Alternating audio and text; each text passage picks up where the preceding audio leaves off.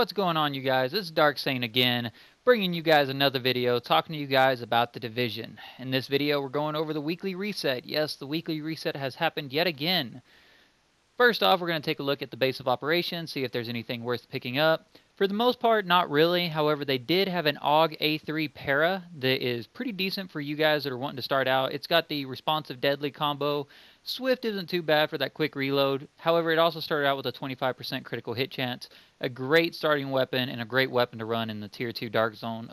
Does not come with Brutal, which is technically probably the best perk to come on any weapon, but it is pretty solid by itself. As for the armor pieces, there wasn't anything that really stood out armor-wise. Didn't see anything that was really worth picking up, so you guys can pretty much skip over the armor unless you're just trying to increase your gear score, of course. But nothing there that was actually worth looking into. So let's go ahead and take a look at the vendor in DZ02. Taking a look at the safe house in Dark Zone 02. This vendor is the one that sells all of the armor pieces and the armor blueprints. Looking at what she had, she really didn't have anything that was really appealing, something that you guys would really want to waste your funds on, other than, of course, the blueprints. We have the electronics backpack, the electronics vest, the firearms holster, and the electronics gloves. Two things that I would like to point out is the electronics vest and the electronics gloves. The electronics vest is good for medical builds, as you can get the ability to have overheal with your first aid, regardless whether you have overheal equipped or not. So you can resurrect someone and send them into overheal if you have enough skill power. And of course the electronics gloves for those that are still looking for the Savage gloves.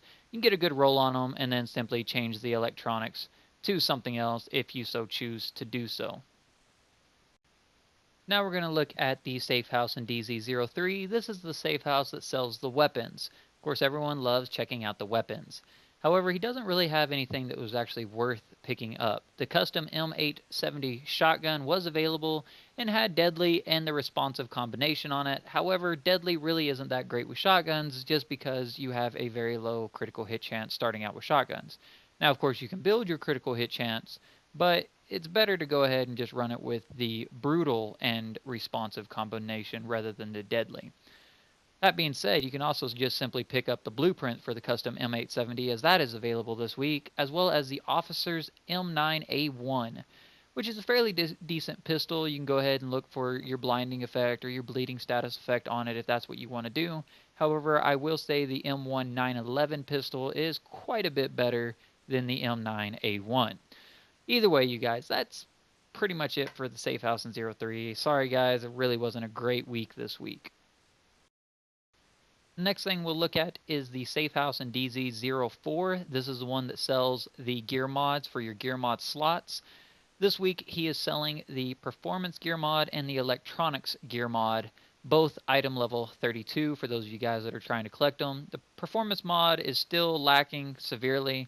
However, if you are an electronics build and you haven't picked up the electronics gear mod, you might want to go ahead and pick that up, as they do range pretty high on the level 32 variations.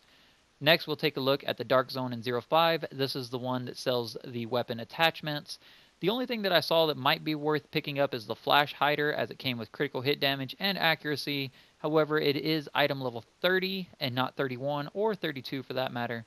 However, it might be something to consider picking up considering it is ranked 25 and it's a fairly decent starting out barrel to attach to your weapon. As for the blueprints, you have the vertical grip, which fits on assault rifles and LMGs, and you have the extended magazine blueprint. Very popular, has been sold here multiple times, but if you haven't picked it up, be sure to grab that. As for the vertical grip, that again is only available for assault rifles, LMGs, and maybe just a couple of SMGs. Some of the larger model SMGs might be able to equip it, but ideally it's for assault rifles and LMGs. And of course, the last one we'll look at is the safe house in DZ06.